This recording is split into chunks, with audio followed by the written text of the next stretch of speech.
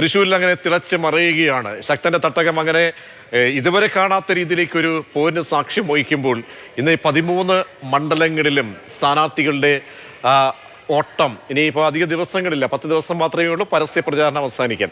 ആ നിലയ്ക്കുള്ള വോട്ടുറപ്പിക്കൽ എങ്ങനെയായിരുന്നു?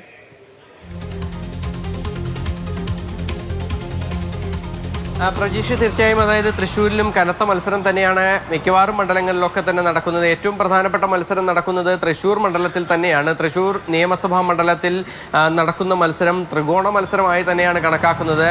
ലീഡറുടെ മകൾ കെ കരുണാകരൻ്റെ മകൾ പത്മജ വേണുഗോപാൽ BJP സ്ഥാനാർത്ഥിയായി മത്സരിക്കുന്നു. അതിനോടൊപ്പം തന്നെ ഈ രാജൻ ചെപ്പല്ലൻ നേരത്തെ മേയറായിരുന്നു, തൃശ്ശൂരിൻ്റെ മേയറായിരുന്നു, അദ്ദേഹമാണ് UDF സ്ഥാനാർത്ഥിയായി മത്സരിക്കുന്നത്.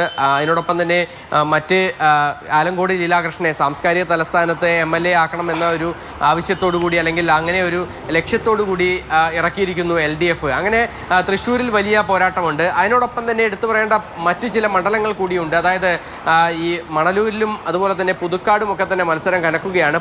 നേരത്തെ പുതുക്കാട് മണ്ഡലത്തിലാണ് നേരത്തെ മറ്റത്തൂരുണ്ടായിരുന്നത്. നമുക്ക് തദ്ദേശ സ്വയംഭരണ സ്ഥാപനങ്ങളിലേക്കുള്ള തെരഞ്ഞെടുപ്പിൽ മറ്റത്തൂരുണ്ടായ കൂട്ടുകെട്ടിനെ കുറിച്ചൊക്കെ അറിയാം. കോൺഗ്രസിൽ നിന്ന് വിജയിച്ച് കയറിയ അംഗങ്ങൾ അവർ രാജിവെച്ച് BJPയുമായി സഖ്യം ചേർന്ന് പഞ്ചായത്ത് ഭരിക്കുന്ന ഒരു ഇടമാണ് മറ്റത്തൂർ പഞ്ചായത്ത്. ആ മറ്റത്തൂർ പഞ്ചായത്ത് ഉൾപ്പെടുന്ന പുതുക്കാട് മണ്ഡലത്തിൽ നിന്നിപ്പോൾ പുതുക്കാട് സ്ഥാനാർത്ഥി KK രാമേന്ദ്രൻ LDFന്റെ സ്ഥാനാർത്ഥി ഒരു ആരോപണം ഉന്നയിച്ചിട്ടുണ്ട്. അതായത് മറ്റത്തൂരിലെ ആ ഒരു സഖ്യം അത് പുതുക്കാട് മണ്ഡലത്തിൽ ആകെ ഒരുപക്ഷെ ഉണ്ടാകാനുള്ളൊരു സാധ്യതയാണ്. അതിൻ്റെ കാര്യങ്ങളൊക്കെ തന്നെ ഇവിടെ കാണുന്നതുൾപ്പെടെയുള്ള ആരോപണങ്ങളാണ് വരുന്നത്. അതിനോടൊപ്പം തന്നെ ഗുരുവായൂരിലെ B ഗോപാലകൃഷ്ണന്റെ പരാമർശമൊക്കെ തന്നെ വലിയ ചർച്ചയായിട്ടുണ്ട്.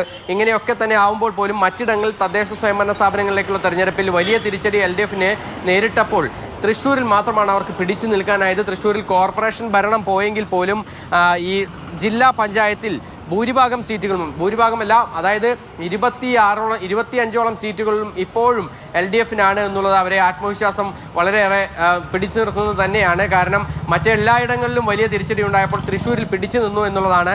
അതുകൊണ്ട് തന്നെ 13ൽ 12 സീറ്റും നിലവിലുള്ള തൃശ്ശൂരിൽ ഇത്തവണയും 13ൽ 13 അല്ലെങ്കിൽ 13ൽ 12 തന്നെ നിലനിർത്താൻ കഴിയുമെന്ന ആത്മവിശ്വാസമാണ് LDFനുള്ളത്. പക്ഷേ കൂടുതൽ സീറ്റുകൾ നേടി വലിയൊരു തിരിച്ചുവരവിന് ഒരുങ്ങുകയാണ് UDF.